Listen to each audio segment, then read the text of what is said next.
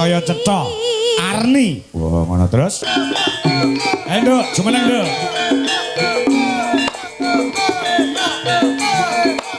Oh, sing bawa sapa? Niken dhewe nak. Oh iya, ya coba. Tahu lenggah sik Nduk kan. Oh, ngono ya ya.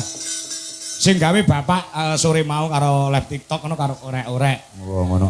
Orek-orek kok digawe lagu. Wah, ya ya coba sinom pilot. Oh, ngono. Ya.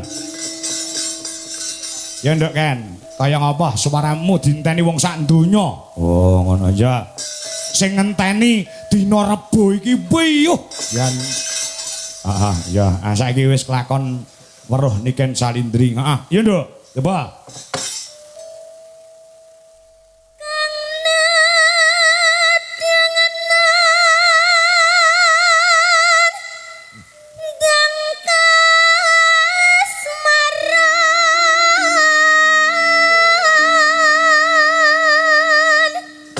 Suarane kaya bledek, Nduk. Oh, ngono. Kang nedeng nandang kasmaran. Terus Jalu Westri. Lanang wedok Wis nyawiji.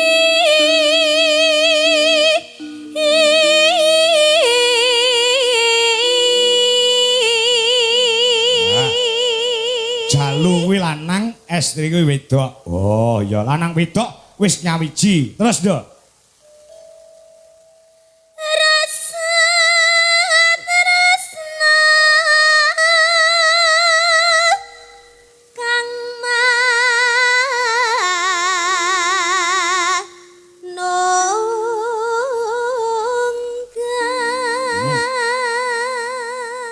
Rasa tresna Kang manunggal. Rasa tresna kang manunggal.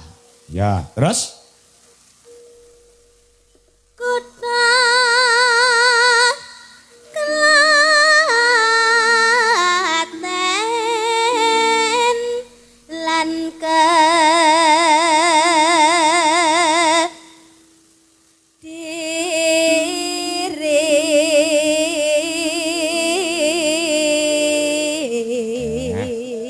bocah lanang wedok mau asale saka Klaten lan Kediri. Wah, ya. Terus kaprah si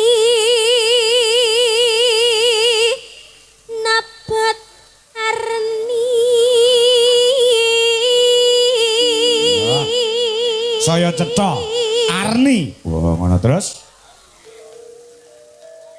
Samya mesem lan ku muyu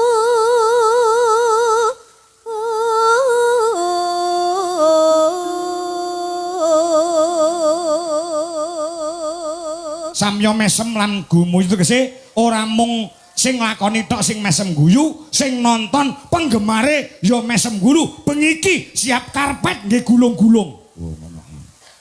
Terus tan kabandung ing rasa rasane wis ora kena bindung. Ya. Dadya katras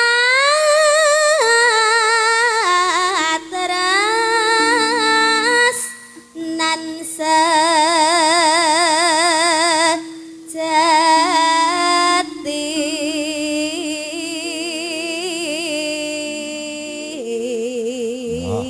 Dadya katresnan sejati. Ya, terus Muga langgeng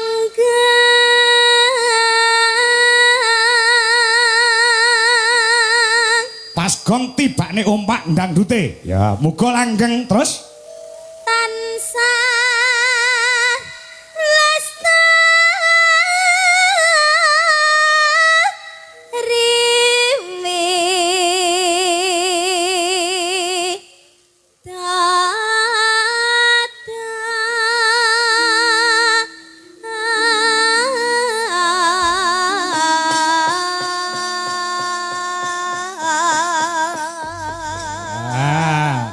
Wis ngerti, Nduk. Tembang kuwi nggih sapa ngerti ora? Sampun, Pak. Nggo sapa? Damel kula kali Mas Sardi to. Lah iya. Wis ngaku dhewe. Kalih Pak Dodo. Kok iso? Nenten widodone kok. Oh iya pidato sing anu. Sing gaweke lagu. Iya, ya. Rasa tresna. Oh, rasa tresna. Heeh. Kang wis ora kena binendung, ya heeh. Gairah anak muda. Ya heeh. Yo. Kaya apa? Dek, bacutke dangdute. Ya, rasa tresna. Yuk.